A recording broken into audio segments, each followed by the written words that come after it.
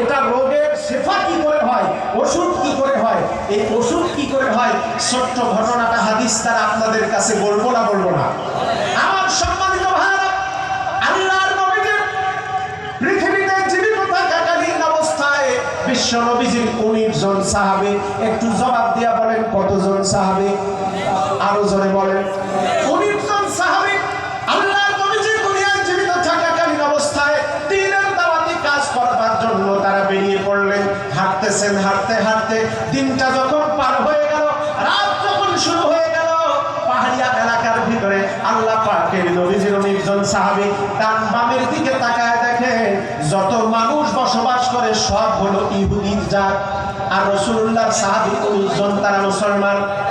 এরপর যখন দিন পার হয়ে রাত শুরু হয়ে গেল, রাতটাকে কাটানোর জন্য রাসূলুল্লাহ 19 জন সাহাবী ওই এলাকার ইহুদিদের গ্রামের যিনি মালিক, ইহুদিদের গ্রামের যিনি নেতা, ইহুদিদের যিনি সর্দার, তার বাড়িতে চলে গেলেন। ডাক দিয়ে বললেন, ও নেতাজি, আমরা মুহাম্মদ বিন আব্দুল্লাহ তথা বর্তমান সময়ের আখিরি জামানার পয়গম্বর আল্লাহ পাকের নবীজির সাহাবী, আমরা 19 জন আজকে রাতে একটু রাত কাটাতে চাই। তোমাদের এলাকার ঘর অথবা বারান্দা অথবা তোমাদের বাড়ির কিনারের উঠানগুলো যদি আমাদের একটু ছেড়ে দাও, আজকে রাতটা আমরা একটু কাটিয়ে দিতে চাই। ইহুদিদের সর্দার ডাক দিয়ে বলল, ও মুহাম্মদ বিন আব্দুল্লাহর সাহাবীরা, আপনার জাতে ইহুদি, আর ইহুদির বাড়িতে মুসলমানদের জায়গা হবে না। আল্লাহর নবীজির 19 জন সাহাবী যখনই ইহুদিদের নেতা ডাক দিয়ে বললেন, আমাদের বাড়িতে মুসলমানদের জায়গা হবে না, এই কথা বলার পর নবীর সাহাবী 19 জন মন খারাপ করে আস্তে করে বেরিয়ে গেলেন। আর যাওয়ার সময় সিদ্ধান্ত নিলেন, বাড়ির ভিতরে, বাড়ির উঠানে, বারান্দায় যেহেতু জায়গা হলো না, আমরা রাজপথে গিয়া শুইয়া পড়বো। আমরাও বিগত 15-16 বছর এই জনপদের অসংখ্য দায়িত্বশীল বাড়ির বারান্দায় ঘুমাইতে পারেন নাই, বাড়ির ভিতরে ঘুমানোর জন্য জায়গা দেওয়া হয় নাই, বাঁশ বাগানে থেকেছি, রাস্তার কিনারে থেকেছি, ধান ক্ষেতের ভিতরে থেকেছি, প্রয়োজন যখন হয়েছে রাজপথে শুয়ে পড়েছি। তারপরেই এই দেশের জনগণের স্বাধীনতা চমৎকার করে নিশ্চিত হয়েছে। কথা বলেন ঠিক কিনা? সম্মানিত ভাইরা, এইবার 19 জন সাহাবী রাস্তা থেকে বেরিয়ে গেলেন, ইহুদিদের বাড়ি থেকে বেরিয়ে রাস্তার একটা কিনারে গ্রামের এক মাথায় গিয়ে তারা ঘুমায় আছেন। রাত যখন 2টা পার হয়ে গেল, গভীর রাত্রিতে হঠাৎ করে একজন সাহাবীর ঘুম ভেঙে গেল। ঘুম ভেঙে খেয়াল করে দেখলেন ওই ইহুদিদের গ্রামের ভিতর থেকে কান্নার আওয়াজ আসতেছে। সবাই মিলে একসাথে বিলাপ করে করে কাঁদতেছে। এই অবস্থা দেখে ইহুদিদের বাড়ির দিক থেকে, গ্রাম থেকে কান্নার আওয়াজ আসতেছে। এটা শুনতে পাওয়ার পর একজন সাহাবী সবাইকে ঘুম থেকে ডাকলেন। ঘুম থেকে জাগ্রত করবার পরে এবার ওনারা নিজেরা নিজেদের ভিতরে আলোচনা করলেন, হায় রে, ইহুদিদের গ্রাম থেকে কেন এত কান্নার আওয়াজ আসে, কেন তারা সবাই বিলাপ করে দল বেঁধে কান্না করে চলে যায়। সবাই মিলে আল্লাহর নবীর 19 জন সাহাবী মিলে ইহুদিদের বাড়ির ভিতরে গিয়ে বলল, ইহুদিরা কান্নাকাটি কেন করো? তোমরা সবাই মিলে এক জায়গায় হয়ে জটলা পাকায়া কাঁদতেছো, তার কারণটা কি? ডাক দিয়া ইহুদিদের লোকজন বলল, ও মুহাম্মদের সাহাবীরা, আজকে সন্ধ্যাবেলায় যখন তোমরা আমাদের বাড়ির বারান্দায় থাকার জন্য, উঠানের উপরে থাকার জন্য একটুখানি জায়গা চেয়েছিলে, আমাদের যেই নেতা তোমাদেরকে মুসলমান হওয়ার কারণে জায়গা দেয় নাই, আমাদের বাড়ি থেকে বের করে দিয়েছিল, আজকে গভীর রাতে আমাদের সেই নেতাকে সাপে কামড়াইছে। আল্লাহু আকবার, জোরে বলেন আল্লাহু আকবার। কিসে কামড়াইছে? সাপে কামড়াইলে তো শরীরে খুব শান্তি লাগে নাকি?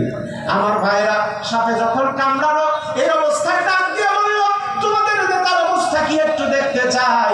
19 জন সাহাবী মিলে এবার চলে গেলেন। তাকায় দেখলেন ইহুদিদের সর্দারের চোখ বেরিয়ে কর্নিয়া সাদা হয়ে গেছে, নাক মুখ দিয়ে গেজা বাইর হয়, ফেনা বাহির হয়।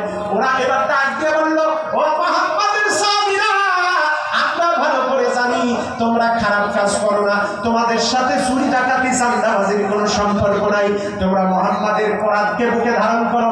আমরা জানি তোমরা চিকিৎসা করলে আমাদের নেতা ভালো হয়ে যেতে পারে, দয়া করে আমাদের নেতাকে চিকিৎসা করে একটু ভালো করে দাও। এখন 19 জন সাহাবী একজন জিজ্ঞেস করতেছে, আচ্ছা এই যে তোমরা নেতা মরে যাচ্ছে, একজন নেতা মরে গেলে তো আরেকজন দাঁড় করাই দেওয়া যায়, সবাই মিলে একসাথে কাঁদতেছে, হই জোগাড় দিয়ে পুরা গ্রামের লোক এক জায়গায় হয়ে কাহিনীটা কি? ওরা বলতেছে, ও মোহাম্মদের সাহাবীরা, আমাদের এই নেতা দাপটে থাকা অবস্থায়, ক্ষমতায় থাকা অবস্থায় আমাদেরকে যা হুকুম করেছে আমরা তাই করেছি। রাতের বেলা নিরপরাধ মানুষগুলিকে বাড়ি থেকে ধরে হত্যা করেছে, দিনের বেলা মানুষের জমির উপরে দখল চালিয়েছে। আমরা এমন কোন অপরাধ নাই যা করি নাই, সবই নেতার নির্দেশে। নেতা যদি না বাঁচে আমরাও বাড়িতে থাকতে পারবো না। নেতার মতো করে নেতা যেমন অকাম করেছে, নেতার কথায় আমরাও অকাম করেছি। নেতা মরে গেলে আমরা এলাকায় থাকতে পারবো না। বাংলাদেশেও দেখা গেল 15 বছর 16 বছর যারা ক্ষমতায় থেকে মানুষের উপরে জুলুম করলো, কোরআনের মাহফিলগুলো বন্ধ করে দিল। এমন একটা সময় আসলো, নেতা পড়াইছে 40 মিনিটে, একযোগে 300 জন এমপি তারাও নেই। কথা বলেন ঠিক কিনা? এমনকি তাদের নিয়োগকৃত জাতীয় মসজিদের ইমামও নেই। তাহলে বোঝা গেল নেতা যা বলবে তা করা যাবে। আরো জোরে বলেন যাবে? হ্যাঁ, তবে উলিল আমরের ব্যাপারে দায়িত্বশীলরা যদি কোরআন এবং সুন্নাহর কোরআন এবং সুন্নাহর বাইরের কোনো কাজ না বলে, যে কাজ করলে কোরআন সুন্নাহর সরাসরি সংঘর্ষ হবে এমন কোনো কাজ না বলে, তাহলে দায়িত্বশীলের আনুগত্য করা সেটাও একটা মৌলিক ব্যাপার, এটাও ঠিক রাখতে হবে। আমার ভাইরা, এখন এই যে লোকটা সাপে কেটেছে ইহুদিদের নেতা, সাহাবায়ে কেরাম 19 জন মিলে সেখানে গিয়ে বলতেছে, দেখো তোমরা আমাদেরকে থাকার জায়গা দাও নাই, এখন যেহেতু চিকিৎসা করবো, আমাদের চিকিৎসায় যদি ভালো হয় তাহলে আমাদের 19 জনকে 19টা ছাগল দেওয়া লাগবে। ওরা বলতেছে অসুবিধা নেই, নেতার কাছে 19,000 ছাগল আছে, 19টা ছাগল দিলে কিছু হবে না, তোমরা চিকিৎসা শুরু করো। চিকিৎসা যখন শুরু হয়ে গেল, আমার ভাইরা, রাসূল করিম সাল্লাল্লাহু আলাইহি সাল্লামের 19 জন সাহাবী মিলে 41 বার করে সূরাতুল ফাতিহা পড়লো। আল্লাহু আকবার, জোরে বলেন আল্লাহু আকবার। কোন সূরা? আরো জোরে বলেন, সূরাতুল ফাতিহা। আমার সম্মানিত ভাইরা, পর্দার মায়েরা বোনেরা, আল্লাহর নবীর 19 জন সাহাবী সূরাতুল ফাতিহা 41 বার করে তেলাওয়াত করলেন, রুকিয়া করলেন, ওই রোগীর উপরে ফু নিক্ষেপ করলেন, একটুখানি পানি ছিটিয়ে তার মুখের উপরে দেওয়ার পরে সূরাতুল ফাতিহা পড়ে দম করে আবার যখন ফু দিয়েছেন, একটু আগে যেই রোগীটা মরে যাওয়ার জন্য সবাই নিশ্চিত হয়ে গিয়েছিল, মৃত্যু নিশ্চিত হয়ে গিয়েছিল, সূরাতুল ফাতিহা পড়ে ফু দেওয়ার পর ওই রোগীটা আবার সুস্থ অবস্থায় দাঁড়ায়া গেছে। আরো জোরে বলে, কোন সূরা? সূরাতুল ফাতিহা।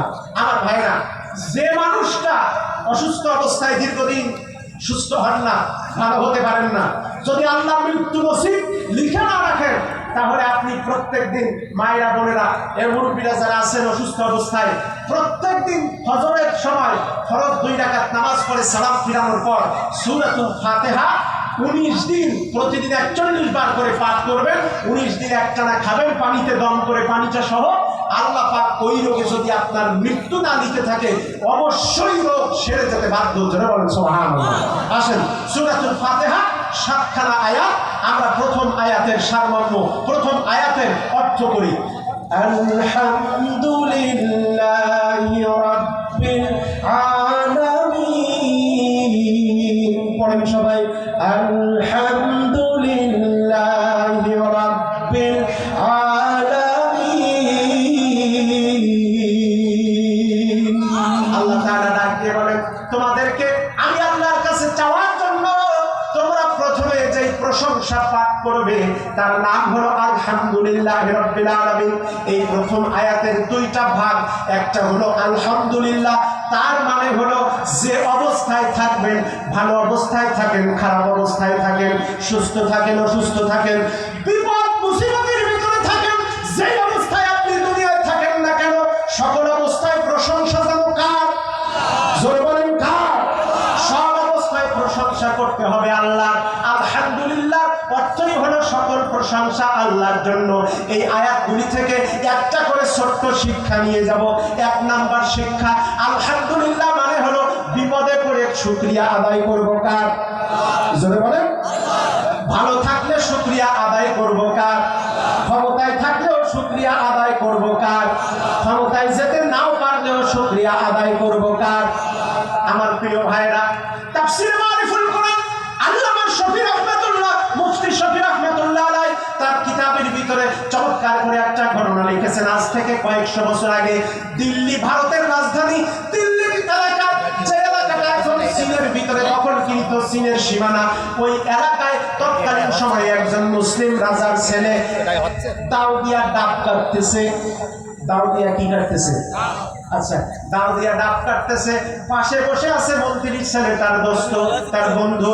এইবার বন্ধুর সাথে গল্প করতে করতে দাও দিয়া হঠাৎ করে শাহাদাত আঙ্গুলের উপরে কোপ পড়ে গেছে। বলেন তো আঙ্গুল কি আছে না গেছে? আমার প্রিয় ভাইরা, ডাইরেক্টটা কোপ পড়ার সাথে সাথে আঙ্গুলটা দ্বিখণ্ডিত হয়ে জমিনের উপর পড়ে যখন লাফাতে লাগলো, আঙ্গুলটা জমিনের উপরে পড়ে যখন লাফালাফি শুরু করেছে, এই অবস্থায় রাজার ছেলে ডাক দিয়ে বলে, বন্ধু আমার আঙ্গুলটা কেটে গেছে। এইবার মন্ত্রীর ছেলে রাজার ছেলের মাথায় হাত বুলাইয়া বলে, বন্ধু যা হয়েছে আলহামদুলিল্লাহ। আচ্ছা বলেন, রাজার ছেলের কাটলো কি? আঙ্গুল। আর দোস্ত বলতেছে কি? আলহামদুলিল্লাহ। রাজার ছেলের আঙ্গুল কাটলো, দোস্ত বলতেছে যা হয়েছে আলহামদুলিল্লাহ। এইবারে কথা বলার সাথে সাথে রাজার ছেলে বলতেছে, বন্ধু আমার আঙ্গুল কেটে গেল, তুমি আমারে টিটকারি করলা। বলতেছে না না না, এই আঙ্গুলের রক্তই তোমার জন্য কোনো কল্যাণ হতে পারে। এইবার মনে মনে বলতেছে, আমার আঙ্গুল কেটে গেছে আর তুই আমার আলহামদুলিল্লাহ করতে বললি, দাঁড়া তোরে প্রতিশোধ নেব। কয়েকদিন পর এইবার দুই দোস্ত মিলে জঙ্গলের ভিতরে গেছে শিকার করার জন্য। গাছের তলায় ঘোড়া দুইটা বেঁধে পানি খাওয়ার জন্য পানির কুয়ার কাছে গিয়ে দেখে কুয়ার মধ্যে পানি নাই।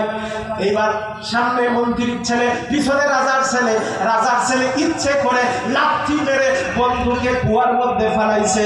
এইবার বন্ধু কুয়ার ভিতরে, শুকনা কুয়ার মধ্যে পড়ে বলতেছে, দোস্ত আমারে পানি খাওয়ার নাম করে কুয়ার পাশে এসে লাথি মেরে কেন ফেলাই দিলা? এটা কি কোনো বন্ধুর কথা হলো?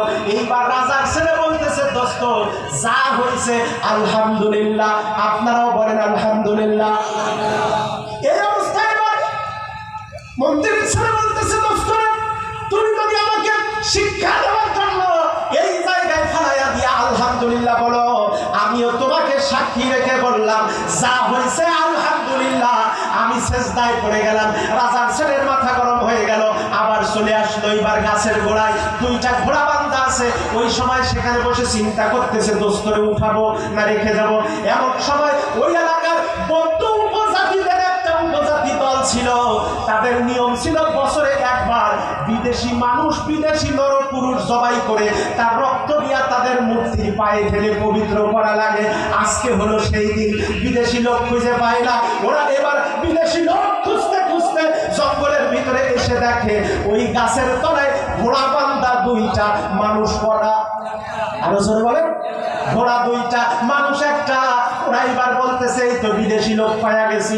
লোকটারে বাম হাত দিয়ে, বাম হাতখানা ধরে টান দিয়া ওই পুরোহিতের দরবারে নিয়ে বলতেছে, জবাই শুরু করে দেন, বলি শুরু করে দেন। মন্দিরের পুরোহিত ডাক দিয়া বলল, জবাই করার আগে চারখানা শর্ত। এক নম্বর শর্ত হলো, যাকে জবাই করে মূর্তির পায়ে ঠেলে দেওয়া হবে তার রক্ত, ওই লোকটা দেশি লোক হলে হবে না, তার বিদেশি হওয়া লাগবে। তার মানে বৌদ্ধরাও তাদের ধর্ম পালন করতে গিয়া তারা দেশের লোক মানে নাই, বিদেশের লোক মারছে। আর আমাদের দেশে বিগত 55 বছর বাংলার জমিনে যারা ক্ষমতায় আসছে, তারা ক্ষমতা টিকায় রাখার জন্য বিদেশের লোক ভাড়া করে দেশের জনগণ হত্যা করেছে। আরো জোর বলেন ঠিক কিনা? আপনি হিসাব করে দেখেন, নিরপেক্ষ দৃষ্টিতে হিসাব দেন। সিলেটের ইলিয়াস আলী, বিএনপি মরহুমা চেয়ারপারসনের উপদেষ্টা ইলিয়াস আলী তত বড় কোন রাজনৈতিক ব্যক্তি ছিলেন না, কিন্তু শুধুমাত্র এই দেশের স্বাধীনতা সার্বভৌমত্বের পক্ষে কথা বলা এবং স্বৈরাচারের বিরুদ্ধে কথা বলা, দেশের সীমানার পক্ষে কথা বলবার কারণে পার্শ্ববর্তী দেশের এজেন্টরা তাকে হত্যা করেছে। আর হত্যা করার পরে যারাই হত্যা করেছে তারাই আবার তার বাড়িতে গিয়া তার মেয়েকে জড়ায় ধরে সান্ত্বনার নাটক করেছে। কথা বলেন ঠিক কিনা? এরপরে আসেন কোরআনের পাখি, সারা পৃথিবীর লক্ষ কোটি কোটি মুসলমানের হৃদয়ের স্পন্দন। আল্লামা সাইদিকে 13 বছর কষ্ট দিয়া যাদের প্রেসক্রিপশনে ইনজেকশন পুশ করে হত্যা করা হয়েছে, ওরাও আমার দেশের লোক না, ওরা পার্শ্ববর্তী দেশের এজেন্ট। কথা বলেন, কথা বলেন। তাহলে ওরা দেশের লোক মানে নাই, বিদেশের লোক সম্মানিত ভাইরা, চারখানা শর্ত। 1 নাম্বার শর্ত হলো খবরদার লোকটা বিদেশি হতে হবে। বললো ঠিক আছে বিদেশি লোক। 2 নাম্বার শর্ত হলো দেখো তো লোকটা গোলাপি রঙের কিনা, তাকায় দেখা গেল লোকটা সুন্দর ফর্সা গোলাপি রঙের। 2 নাম্বার শর্ত পাস। 3 নাম্বার শর্ত হলো দেখো তো দেখি লোকটা 5 ফুটের উপরে লম্বা কিনা, মাপ দিয়ে দেখা গেল রাজার ছেলে 5 ফুট 3 ইঞ্চি লম্বা। 4 নাম্বারে এইবার পুরোহিত বলতেছে লোকটার মাথার চুল থেকে পায়ের তলা পর্যন্ত হিসাব করে দেখো কোন জায়গায় কাটা ফাটা ছেঁড়া আছে কিনা। এইবার ওরা যেই দেখতে আসছে লোকটার পায়ের তলা থেকে মাথা পর্যন্ত কাটা আছে কিনা, এইভাবে যখন দেখতে লাগলো রাজার ছেলে বুঝতেছে এইবার একটা সুযোগ পাইছি। বাম হাত সামনে দিয়া বলতেছে এই জায়গায় দেখ। আল্লাহু আকবার। এইবার যেই দেখে আঙ্গুল কাটা সেই লাথি মাইরা বলতেছে ফাকরুজ বের হয়ে যা। আমার মায়েরা, রাজার ছেলে এইবার ওখান থেকে মুক্তি পাওয়ার পরে দৌড়াইয়া আইছে গাছতলায়, ঘোড়ার গলা থেকে দড়ি খুলে দিয়া এইবার ওই গর্তের ভিতরে মন্ত্রীর ছেলে বন্ধুর দিকে ফালাইয়ার পরে বন্ধু দড়ি ধরো, তাড়াতাড়ি করে উঠে আসো। আলহামদুলিল্লাহ। এইবার বন্ধু একটু অবাক হয়েছে, বলতেছে বন্ধু দড়ি ধরবো পরে, উঠে আসবো পরে, বলো তো দেখি এখন হঠাৎ করে তুমি এসে আলহামদুলিল্লাহ বলতেছো কেন? সব কথা পরে হবে, আলহামদুলিল্লাহ তুই উঠে আয়। আলহামদুলিল্লাহ। এইবার মন্ত্রীর ছেলে উঠে আসার পরে বলতেছে দোস্ত রে, তুই যে আলহামদুলিল্লাহ শুনে আমার উপরে খেপে দিয়েছিলি, বিরক্ত হয়েছিলি, সেই আলহামদুলিল্লাহ তুই নিজে বলতেছিস, এর কারণটা কি দোস্ত? বলতেছে দোস্ত আমার আঙ্গুলটা দিন কেটে গিয়েছিল, আমার আঙ্গুলের দিকে তাকাইয়া তুমি আমাকে বলেছিলে এই আঙ্গুলের রক্তই তোমার একদিন কল্যাণ হবে। যা হয়েছে আলহামদুলিল্লাহ। দোস্ত রে, এই আঙ্গুলের রক্তের কারণে, আঙ্গুল কাটার কারণে আল্লাহ আমারে আজকে গলা কাটার থেকে বাঁচাইছে। আল্লাহু আকবার। আমার আঙ্গুল যদি না কাটা যেত আজকে আমার গলা কাটা থাকতো। বিগত 24 বছর, বিগত 17 বছর বিভিন্ন সময় মানুষ রক্ত দিয়েছে। আর 5 তারিখে 1400 ছাত্র জনতা রক্ত দিয়েছে। যা হয়েছে ওই অবস্থায় ওই 1400 মানুষের রক্ত যদি রাজপথে না পড়তো, আমার মতো হুজুর আজকে এই জমিনে বেঁচে থাকা লাগতো না। আমার মতো অসংখ্য জুলাই যোদ্ধা যারা সারা দেশে এখন আমাদের হাসির পাত্র আমরা টিটকারি করি, তাদেরকে ওরা হত্যা করতো। কথা বলেন ঠিক কিনা? সম্মানিত হাজিরিন আমার, তাহলে বোঝা গেল মাঝে মধ্যে আঙ্গুল কাটলেও অন্য বড় কাটা আল্লাহ পাক যা হয়েছে আলহামদুলিল্লাহ। এইবার মন্ত্রীর ছেলে বলতেছে দোস্ত তোমারে তো আল্লাহ আঙ্গুল কাটার মাধ্যমে গলা কাটা ঠেকাইছে, তাই তুমি বলতেছো আলহামদুলিল্লাহ। আর তুমি কি জানো আমার ব্যাপারে আলহামদুলিল্লাহ কি? কয় তোমার আবার কি? কয় দোস্ত তুমিও বিদেশি আমিও বিদেশি, তুমিও 5 ফুট 3 ইঞ্চি লম্বা আমিও 5 ফুট 3 ইঞ্চি লম্বা, তুমিও সুন্দর দেখতে আমিও সুন্দর দেখতে, সব ঠিক আছে দোস্ত। তোমারে যে আল্লাহ আর তোমারে দিয়া আল্লাহ আমারে লাথি মারাইয়া গর্তের ভিতরে পড়েছে, গর্তের ভিতরে যদি না পড়তাম, তোমার সাথে যদি ধরা খাইতাম, আমার শরীরে কোনো জায়গায় কাটা ছেঁড়া নাই, সুতরাং তুমি মুক্তি পেতে আমার ফাঁসি হয়ে যেত, আমার গলা কাটা যেত। সুতরাং যা হয়েছে লাথি মাইয়া পরিকল্পনা করে গর্তে ফেলাইছো, সেটাই আলহামদুলিল্লাহ। তাই আমিও বলতে চাই হুজুর রামে মোদাবারা চিন্তা করার কারণ নাই, 12 তারিখে যা হয়েছে আলহামদুলিল্লাহ। কথা বলেন ঠিক কিনা? কারণ তেল নিয়ে যে কারসাজি সারা পৃথিবীতে, ভারতের মতো দেশের না বিশ্বাস উঠে যায়। আজকে আমরা যদি ঠেকাইতে না পারতাম, ইসলামী আন্দোলনের সম্ভাবনা মুহূর্তেই নষ্ট হয়ে যেত। যা হয়েছে জোরে বলেন আলহামদুলিল্লাহ। জিকির লা ইলাহা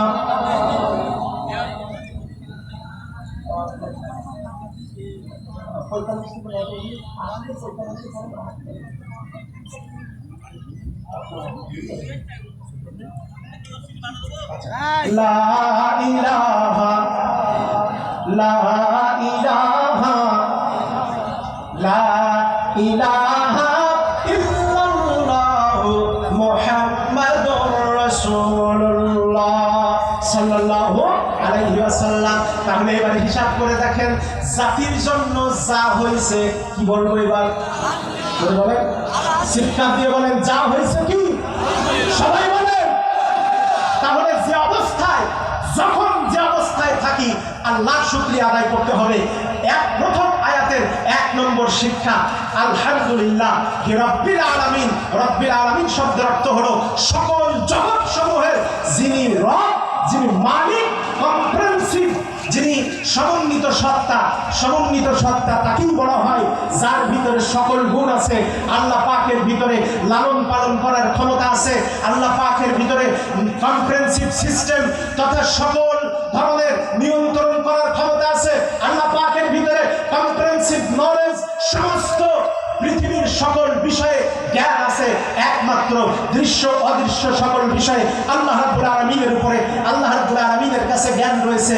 সুতরাং রব হলেন তিনি যিনি রাতে দিনে 24 ঘন্টায় অন্ধকারে আধারে আলোর ভিতরে দেশের পৃথিবীর এক প্রান্ত থেকে অপর প্রান্তের মানুষ, গরু, ছাগল, উট, ভেড়া, বাছুর সবার জন্য যা কিছু প্রয়োজন হয় একই মুহূর্তে সবার চাহিদা পূরণ করার ক্ষমতা যার, তিনি হলেন রব।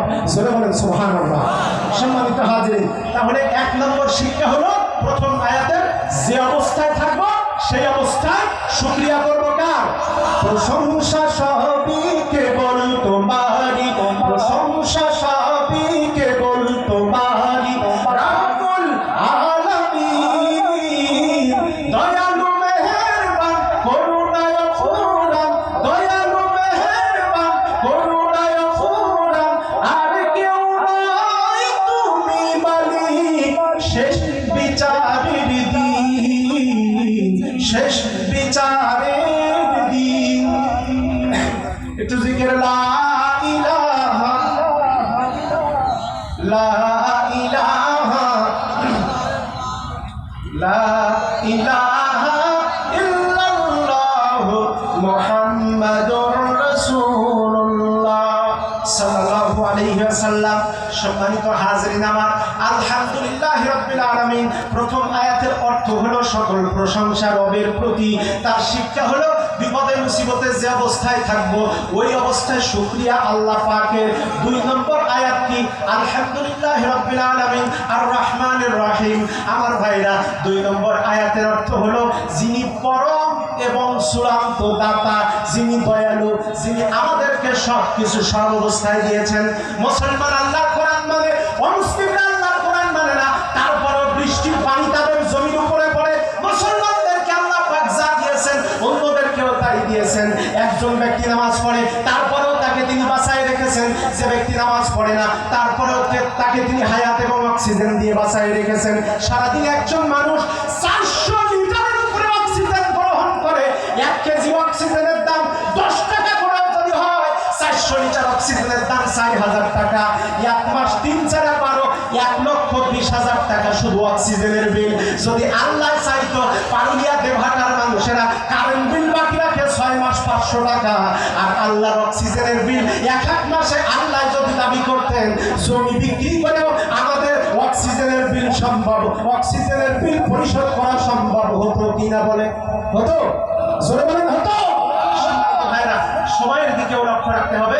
আমাকে কর্তৃপক্ষ, যেহেতু আজকে এটা অনেক বড় আয়োজন, এরপরে অন্যান্য মেহমান রাজনৈতিক ব্যক্তিবর্গ তারাও কথা বলবেন। আমরা সর্বশেষ আমি আমার কথা শেষ করার আগে একটা কথা আপনাদেরকে শোনাই দিতে চাই। তাম পৃথিবী এখন অগ্নিগর্ভ, অশান্তির কোফানলে, চতুর্দিকে মানুষ জ্বলতেছে। ওই যে ইরাকের জমি, ওই যে ফিলিস্তিনের জমি, ওই মধ্যপ্রাচ্যে সাদা শকুনের দল আগুন জ্বালিয়ে দিয়েছে। কারণ কি জানেন? রাসূল করিম সাল্লাল্লাহু আলাইহি ওয়াসাল্লাম থেকে বর্ণিত বিভিন্ন হাদিসের কারণে মালহামাতুল কুবরা তথা বড় একটা যুদ্ধ, যেটা শাম অঞ্চলে হাদিস বলেছে। ওই শাম অঞ্চল কোন অঞ্চল? ওটা নির্ধারিত একটি দেশ না, ওটা ফিলিস্তিনের ভিতরে। ওই শাম অঞ্চলের হিসাবে ইরাকের ভিতরে, নাজাফের ভিতরে, নাবলুস শহরের ভিতরে, জর্ডানের ভিতরে। আমার ভাইরা, কেন তারা মধ্যপ্রাচ্যের উপরে আগুন জ্বালাইছে? 1-2 মিনিটে শেষ করব। একটু হিসাব করে দেখেন, ওই ফিলিস্তিনের জমি যারা 24 ঘন্টা প্যালেস্টাইনদের উপরে আক্রমণ করে, সেই ফিলিস্তিনের বুকে ঘুরে আছেন হযরত ইব্রাহিম আলাইহিস সালাম। ফিলিস্তিনের হেব্রন শহরে যার খবর রয়েছে, জেরিকো শহরের কাছে 5 জন নবী ঘুরে আছেন। হযরত ইসহাক আলাইহিস সালাম, হযরত ইয়াকুব আলাইহিস সালাম, হযরত ইউসুফ আলাইহিস সালাম, হযরত মুসা আলাইহিস সালাম, হযরত নবী ইয়াহইয়া আলাইহিস সালাম নাবলুস শহরের জমিনে ঘুমিয়ে আছেন হযরত নবী জাকারিয়া আলাইহিস সালাম। জোরে বলেন আল্লাহু আকবার। আমার ভাইরা, ইরাকের নাজাফ শহরের ভিতরে ঘুমিয়ে আছেন আল্লাহর নবী, আমাদের আদি পিতা আবুল বাশার হযরত আদম আলাইহিস সালাম। এরপরে হযরত নূহ আলাইহিস সালাম ইরাকের জমিনে ঘুমিয়ে আছেন, হযরত হুদ আলাইহিস সালাম ঘুমিয়ে আছেন, হযরত সালেহ আলাইহিস সালাম নাজাফের ওয়াদিউস সালাম পৃথিবীর সবচাইতে বড় কবরস্থান, সেখানে তিনি ঘুমিয়ে আছেন। হযরত আলী ঘুমিয়ে আছেন নাজাফ শহরে। ইমাম হোসাইন যুবকদের আইডল, তিনি ঘুমিয়ে আছেন কারবালার জমিনে ইরাকের ভিতরে। অসংখ্য হাজার হাজার সাহাবী সেখানে ঘুমিয়ে আছেন। এরপরে সিরিয়ার দামেস্কের উমাইয়া মসজিদের সামনে ঘুমিয়ে আছেন আল্লাহর নবী হযরত ইয়াহইয়া আলাইহিস সালাম। এরপরে সাহাবী, ইসলামের প্রথম শ্রেষ্ঠতম মুয়াজ্জিন হযরত বেলাল রাদিয়াল্লাহু তাআলা আনহু, হযরত যায়েদ রাদিয়াল্লাহু তাআলা আনহু, হযরত আদম আলাইহিস সালামের ছেলে হযরত হাবিল আলাইহিস সালাম, তিনি ঘুমিয়ে আছেন। এরপরে জর্ডান শহর, জর্ডানের জমিনে ঘুমিয়ে আছেন নবী শুআইব আলাইহিস সালাম, হযরত হারুন আলাইহিস সালাম সহ অসংখ্য নবী আর সাহাবীরা তাদের জর্ডানের এই জমিনের ভিতরে ঘুমিয়ে আছে। ইয়ামানের হাজরামাউত অঞ্চলে ঘুমিয়ে আছেন আল্লাহর নবী হুদ আলাইহিস সালাম। এরপরে ফিলিস্তিনের জেরুজালেম, যেই জেরুজালেমে 24 ঘন্টা তারা বোমা হামলা করে পুরো জেরুজালেম শহরটা পুড়িয়ে ফেলেছে, ওই জায়গায় ঘুমিয়ে আছেন আল্লাহর নবীর সাহাবী হযরত শাদ্দাদ ইবনে আউস রাদিয়াল্লাহু তাআলা আনহু, হযরত উবাদা ইবনে সামিত রাদিয়াল্লাহু তাআলা আনহু। জর্ডানের রাজধানী আম্মান থেকে 140 কিলোমিটার দক্ষিণে ওই এলাকার আল-কারাক অঞ্চলে ঘুমিয়ে আছেন। মুতার প্রান্তরে সেনাপতির নেতৃত্বে থাকা 3 জন সাহাবী, একজন হযরত যায়েদ বিন হারেসা, দ্বিতীয় নম্বরে হযরত জাফর বিন আবি তালিব, 3 নম্বরে ঘুমিয়ে আছেন হযরত আব্দুল্লাহ ইবনে রাওয়াহা। বাসর রাত্রিতে যিনি স্ত্রী ফেলে এসে জিহাদের ময়দানে শহীদ হয়েছিলেন। ও বাংলাদেশের সাক্ষীরা ঢাকার মুসলমান, ওই আল মালহামাতুল কুবরা তথা শাম অঞ্চলে বিরাট যুদ্ধ হবে, সেই যুদ্ধের সূচনা শুরু হয়ে গিয়েছে। দল পার্টি বুঝতে চাই না, ওই যুদ্ধের সূচনা যখন আমাদের সামনে আসবে, আল্লাহর প্রেরিত মহাপুরুষ দল আসমান থেকে নাজিল হয়ে ইসলামের পক্ষে যখন দাওয়াতি কাজ করবেন, দল পার্টি স্বার্থ বাদ দিয়া ওই মুজাহিদদের পক্ষে, বাইতুল মুকাদ্দাসের পক্ষে, আর আল্লাহর নবীর সাহাবীরা যারা মধ্যপ্রাচ্যের জমিনে ঘুমিয়ে আছেন, তাদের সম্মান আদায়ের জন্য